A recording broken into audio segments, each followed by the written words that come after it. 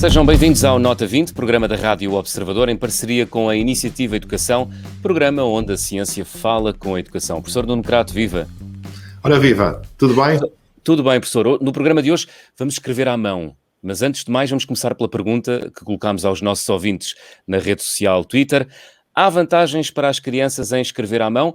E os nossos ouvintes não têm dúvida, 96% respondeu sim. Professor Nuno Crato, isto quer dizer que a tradição ainda é o que era? Olha, eu fico muito contente com essa resposta. Não sei se é por uma questão de tradição, se é por uma questão de conhecimento. Porque nós já tivemos aqui no site da Iniciativa Educação, e já referimos aqui neste programa, temos algumas informações sobre isto e uma notícia em especial sobre as vantagens de escrever à mão e as vantagens de ensinar as crianças a escrever à mão.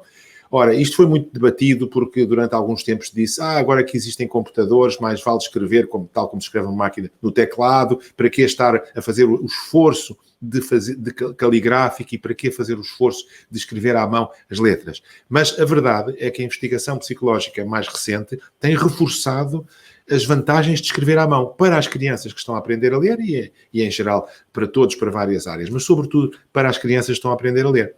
E por isso nós temos hoje connosco uma psicóloga experimental que faz experiências em laboratório, que mede com adultos, com jovens, com pessoas que leem bem, com pessoas que leem mal e que mede os tempos de reação e que, portanto, sabe muito sobre isto. Ela é psicóloga na Universidade de Lisboa e eu não digo mais.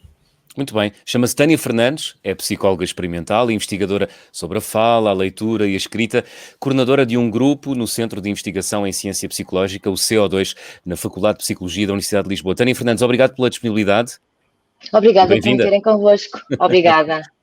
Tânia Fernandes, escrever à mão é assim tão importante no contexto da aprendizagem? É importantíssimo e fico contente que os ouvintes e as pessoas que habitualmente atendem ao vosso programa tenham esta ideia de que escrever à mão é de facto muito importante, porque curiosamente não é assim tão intuitivo que escrever à mão possa ser útil, inclusivamente em países como a Finlândia, há alguma discussão ao nível da definição curricular dos programas nas faixas etárias do pré-escolar e do primeiro ciclo de aprendizagem, que têm vindo a propor a não utilização da escrita à mão para o ensino da leitura. E, portanto, Finlândia, Tânia, desculpa este meu à parte, mas eu não aproveito para dizer que a Finlândia, curricularmente, só tem feito disparates nos últimos anos. E por isso é que tem vindo a decair tanto nas avaliações internacionais do TIMSS e do PISA. Enfim, mas é um parênteses. Peço desculpa, em frente. Não tem mal. De qualquer forma, embora a questão à partida intuitivamente possa realmente gerar discussão, aquilo que a investigação mais recente tem mostrado é que, de facto, escrever à mão é muito importante. E escrever à mão não é necessariamente usar uma letra cursiva, é utilizar a mão para desenhar as letras que correspondem aos elementos mais pequenos do código ortográfico. A letra cursiva, quando diz letra cursiva, é aquela letra que nós aprendemos... Caligráfica, não é? Caligráfica, não é? Caligrafia Exatamente, clássica. exatamente. Portanto, uma coisa e outra são distintas e têm impactos distintos. A escrita à mão, genericamente, a literatura tem mostrado que é de facto muito importante, não só para a aprendizagem da escrita, mas como estavam a falar no início, para a aprendizagem da leitura, para melhor reconhecer as letras do alfabeto latino, no caso daquilo que acontece em português, mas também para aprender a ler palavras mais fluentemente. Mas, por outro lado, há também esta escrita caligráfica, como o Nuno referia, que é a utilização de letras que têm um desenho diferente das letras de imprensa. E isso também se tem mostrado muito importante e útil para a aprendizagem da leitura. Mas então é bom escrever à mão de acordo com a caligrafia ou ter uma caligrafia que reproduz as letras com um formato diferente da letra impressa? Isso é bom também? Isso é muito bom. Porquê? Porque a leitura tem, em primeiro lugar, um componente visual. Nós temos, enquanto aprendizes da leitura, que não são só crianças, podemos pensar em adultos que não frequentaram a escola na infância e que depois, já na idade adulta, frequentam cursos de alfabetização, e também eles vão ter de aprender a ler, daí a ideia dos aprendizes, mas o primeiro desafio que um aprendiz vai ter que superar é esta capacidade de rapidamente identificar letras e discriminar essas letras umas das outras. E isso não é nada intuitivo, porque a leitura implica uma aprendizagem. Não há nada na letra de imprensa A maiúscula que indique que ela corresponde exatamente ao mesmo item que um A minúsculo de imprensa ou o A minúsculo caligráfico. E, portanto, há uma necessidade de uma aprendizagem destas categorias. Essa aprendizagem é potenciada quando a pessoa experiencia diferentes instâncias da mesma categoria. Como é que isso pode acontecer na escola? Por exemplo, aprendendo a ler textos que são redigidos com letra de imprensa e aprendendo ao mesmo tempo a escrever usando uma letra caligráfica. Essa variabilidade tem-se mostrado, e alguns estudos publicados mostraram, que é importante e útil para uma melhoria da aprendizagem da leitura. Portanto, o que está a dizer a Tânia é que... Diga, professor, diga. Porque é que é importante ver letras em diferentes... Porque se as letras fossem todas iguais, não precisávamos de ver letras diferentes, não é? Ou será que isso faz algum sentido? A questão é que as letras não são todas iguais. Mesmo quando nós utilizamos fontes, tipos de letra muito próximas, há uma variabilidade. E, portanto, o aprendiz tem de aprender quais são as diferenças que são irrelevantes, que tem de subestimar, e elas podem ser abismais, mas também, ao mesmo tempo, tem de aprender que algumas diferenças mínimas são relevantes para poder fazer essa diferença. E um aspecto muito importante da letra enquanto objeto visual, e que faz com que ela seja diferente dos outros objetos, é que no caso das letras em concreto, a orientação é muito importante. Antes da aprendizagem da leitura, a orientação não é relevante para saber o que é um objeto. Uma cadeira é sempre uma cadeira, quer na posição certa, quer virada de pernas para o ar. Mas no caso das letras, a orientação é uma dimensão que é crítica para a letra. Pensem, por exemplo, nas letras D, B, P, Q, que são exatamente a mesma forma geométrica visual, mas que só se distinguem na orientação. E, portanto, é por isso que os professores usam... importante. É por isso que os professores do ensino básico usam até aquela imagem visual de a barriga para a esquerda ou a barriga da letra para a direita, não é? Extraordinariamente importante. Aliás, os estudos o que mostram é que um dos aspectos que esta ação motora potencia é concentrar a atenção de quem está a aprender nessas diferenças de orientação. E, portanto, explicitamente mostrar ao aprendiz que a orientação é crítica para a discriminação destas letras é fundamental, é das coisas mais importantes. É tão importante como aprender a escrever as próprias letras. Portanto, resumindo, o que a Tânia está a dizer é que, escrevendo à mão, nós aprendizes, também estamos a aprender a ler, é isso? Resumidamente. Exatamente. Porque estamos a aprender o código visual, a primeira etapa que a leitura implica ao aprendiz. Portanto, a leitura envolve uma série de desafios e o primeiro desafio é ser capaz de rapidamente discriminar estes símbolos visuais, as letras no alfabeto latino. E podemos depreender que quem escreve bem e rápido lê rápido e bem?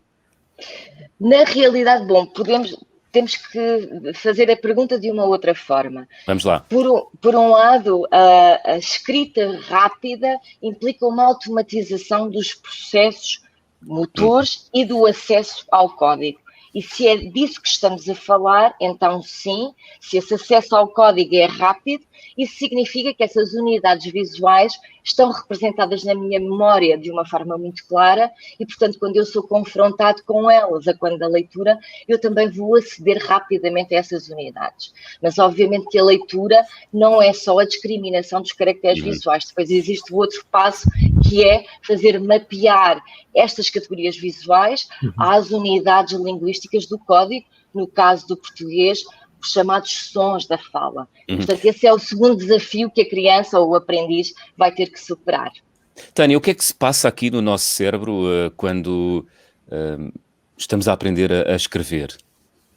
Quando estamos a aprender a escrever ou quando estamos a aprender outra atividade cultural, porque não nos esqueçamos que a leitura ou a escrita são, em primeiro lugar, competências que não fazem parte do nosso código genético e, portanto, não nos basta estar imersos no mundo de livros para as aprender, e isso implica duas coisas. Implica, em primeiro lugar, um ensino explícito, formal, deliberado, implica que essa aprendizagem é laboriosa e, em segundo lugar, implica também que ela não vai ser adquirida por imersão, por estar simplesmente exposta ao mundo de livros.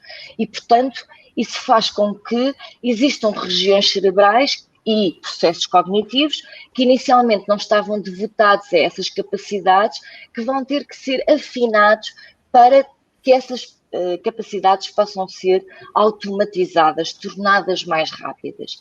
E isso implica, de facto... Sim? Não, Tânia, termina. Eu estava a dizer, eu gostei da expressão ensino explícito, formal, deliberado, que acho que era interessante falar um bocadinho sobre isso, porque de facto as crianças não conseguem aprender a ler, digamos 99,9% das crianças não conseguem aprender a ler sem esse ensino explícito, formal, deliberado. Ler e muitas outras. Eu diria que 100%, porque não é possível aprender a ler sem que alguém me tenha dito que um A maiúsculo e que um A minúsculo correspondem ao mesmo item. Não existe nada no meu património genético, nem no meu sistema cognitivo visual, que saiba que essas duas categorias são na realidade a mesma. Isso implica um ensino explícito e deliberado. Se ele não é explícito, existem duas coisas que vão acontecer. Eu vou tornar aquilo que já é um desafio, não um desafio, mas uma dificuldade a quem está a aprender, e vou tornar o processo de aquisição destas competências mais lento. E, portanto, daí a necessidade, acho eu, de reforçar, de facto, esta importância do ser explícito e, como o João há pouco falava, da referência que os professores fazem muitas vezes de onde é que está a barriga da letra para fazer a discriminação do B entre o D, e esse ensino explícito ser tão importante mesmo. Quando diz explícito é reiteradamente com exemplos, não é? Exatamente, e que oriente de facto quem está a aprender para aquilo que é importante. Não esperar que o aprendiz extraia de uma forma implícita regras que não lhe foram indicadas e apresentadas. Explicar as regras para que elas se tornem depois automáticas. Primeiro sejam assimiladas e depois automáticas. Certíssimo. Exatamente. Muito bem. Professor Nuno Castro, fiquei com a impressão que ia fazer uma pergunta. Sim. Eu ia fazer uma pergunta, mas eu já interrompi 10 vezes a nossa conversa. Não. Agora calma. Eu ia fazer uma pergunta que era voltar um bocadinho atrás, que é, porquê é que a escrita é tão importante para a leitura? Ou seja, porquê é que as duas coisas devem ser feitas ao mesmo tempo? Portanto, como eu dizia há pouco, eu olho para a escrita olhando para o que é que ela potencia na aprendizagem da leitura. Existem outros aspectos que são igualmente importantes que dizem respeito ao sistema de escrita propriamente dito. Porque a escrita e a leitura, embora sejam atividades intimamente ligadas, ambas estão envolvidas na literacia, elas são sistemas cognitivos distintos e independentes. E nós sabemos isso do ponto de vista científico, em particular porque indivíduos adultos que eram leitores fluentes, escritores fluentes, isto é, sem qualquer dificuldade no ato de escrever e inclusivamente à mão, se sofrerem um insulto cerebral, ou seja, tiverem um AVC, um acidente que leva a uma lesão numa região cerebral específica, em função da região cerebral afetada, podem apresentar um déficit específico da leitura, apresentarem a partir daí uma dificuldade muito grande na leitura e continuarem a ser escritores fluentes, ou seja, não terem qualquer dificuldade de escrita, mas também encontramos o padrão contrário, ou seja, pessoas que, tendo uma lesão na outra região, apresentam um déficit na escrita, continuando a ser leitores fluentes sem qualquer dificuldade. Isto é chamado as duplas dissociações, que nos mostram que a leitura e a escrita são, de facto, sistemas cognitivos independentes e, portanto, elas não dependem necessariamente dos mesmos aspectos ou dos mesmos processos. São independentes. Mas, como eu dizia no início, elas têm, obviamente, uma relação importante entre si e, portanto, a aprendizagem da escrita potencia para a leitura esta aprendizagem perceptiva, ou seja, ser capaz de identificar e rapidamente atender às dimensões que são críticas para distinguir letras muito próximas, o exemplo da orientação dos caracteres como o B e o D, mas ao mesmo tempo esta aprendizagem da escrita que expõe a criança à variabilidade da sua própria forma escrita das letras e às diferentes variâncias a que ela é exposta dos símbolos letras, também lhe permite saber que há variâncias abismais que são completamente irrelevantes na identificação da letra. O exemplo que eu vos dava no início, do A maiúsculo e do A minúsculo, que são de facto completamente diferentes, mas que correspondem à mesma categoria. E, portanto, nesses dois aspectos, a escrita é muito importante para a aprendizagem da leitura. Estamos já aqui na reta final do nosso programa. Professor, não sei se tinha uma pergunta para fazer. Não, eu tive um pequeno comentário que acho que é interessante, que é o CAPTCHA, que é aquelas letras que aparecem deformadas nos computadores, que a pessoa tem que ler a letra, tem que ler a frase, ou mesmo que seja um conjunto de letras, e escrevê-las depois no computador para que o programa da internet nos deixe entrar em certos sites. É uma coisa que é muito comum. É curiosíssimo que nós conseguimos ler aquelas letras, mas os computadores de reconhecimento visual não conseguem. Portanto, há aqui algo no nosso cérebro que é muito particular, não é, Tânia? É verdade, isso é extraordinário. Os CAPTCHAs são um exemplo e uma ilustração exímia de como o cérebro e a cognição funcionam de uma forma extraordinariamente rápida e eficaz no ser humano e, ao mesmo tempo, mostram a importância do estudo da ciência cognitiva sobre como é que se faz esse reconhecimento visual de letras, porque, de facto, na atualidade, máquinas, agentes artificiais muito sofisticados não são capazes de resolver aquilo que para um ser humano leitor é muito simples, que é identificar aquelas letras distorcidas que nos aparecem nos sites, quando fazemos, por exemplo, uma conta de e-mail e que não temos qualquer dificuldade em perceber o que é que são aquelas letras distorcidas e para um computador são extraordinariamente difíceis. Isso tem atualmente uma vantagem. Um zero a nosso favor, Tânia. Um zero a nosso favor, sem dúvida. E tem uma vantagem em termos da cibersegurança. Agora, obviamente, aquilo que a investigação pretende perceber é, será que nós podemos ensinar as máquinas artificiais a quebrarem esses CAPTCHA e a serem capazes de fazer essa identificação. E aí voltamos outra vez à importância da orientação, à importância de aprender esta aprendizagem categorial de letras e que é tolerante QB, ou seja, nós somos tolerantes a algumas variações, às variações que os CAPTCHAs precisamente utilizam, mas não somos ilimitadamente livres de aceitar qualquer variação. E, portanto, novamente, este equilíbrio que a leitura potencia de, por um lado, negligenciar diferenças abismais, no caso do A maiúsculo e do A minúsculo, e por outro lado, atender a diferenças mínimas, sejam elas de orientação, como no B e no D, sejam elas diferenças mínimas de um traço. Pensem, por exemplo, no caso das letras de imprensa, C minúsculo e E minúsculo, que a diferença é só naquele traço mínimo que nós temos a meio na posição horizontal. E mesmo assim ninguém nunca pensa, leitor fluente, que um C e um E são muito parecidos, não é? Temos a sensação de que são abismalmente diferentes. Estamos mesmo na reta final do programa, pedia-lhe muita rapidez e poder de síntese na próxima resposta. Escrever à mão em papel é muito diferente e é mais benéfico do que escrever à mão, por exemplo, com aquelas canetinhas eletrónicas nos tablets? Poderíamos pensar isso porque a ação motora é muito diferente, exigida é muito diferente quando escrevemos caneta sobre papel ou stylus sobre tablet. Mas, na realidade, o que a literatura tem mostrado, até mesmo num estudo muito recente publicado na Frontiers in Psychology, é que efetivamente não interessa para aquilo que é o benefício da aprendizagem da leitura. O que interessa, efetivamente, é escrever à mão. Muito bem, Tânia Fernandes, obrigado por ter vindo ao Nota 20 desta semana. Muito obrigada por me ter vindo convosco. Obrigado, Tânia. Adeus, até breve. Professor Nuno Crato, para resumo do programa de hoje, e estamos mesmo já a queimar o nosso tempo, o que é que destacaria?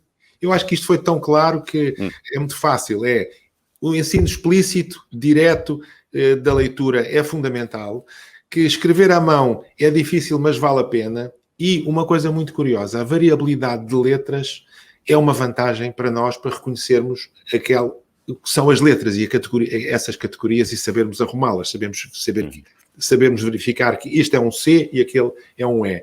E para tudo isso a escrita à mão ajuda. Muito bem, no programa da próxima semana vamos falar de sono e focar a nossa atenção na adolescência. Será a nossa convidada a professora Helena Ribeiro Pinto, da Universidade Católica. A pergunta que vamos deixar no Twitter daqui a instantes é esta: a qualidade de sono dos adolescentes deve ser uma preocupação da escola? Sim ou não? É uma pergunta à qual pode responder já a seguir na rede social Twitter. Professor, está feito o programa desta semana. Até 2 a 8 dias. Até para a semana.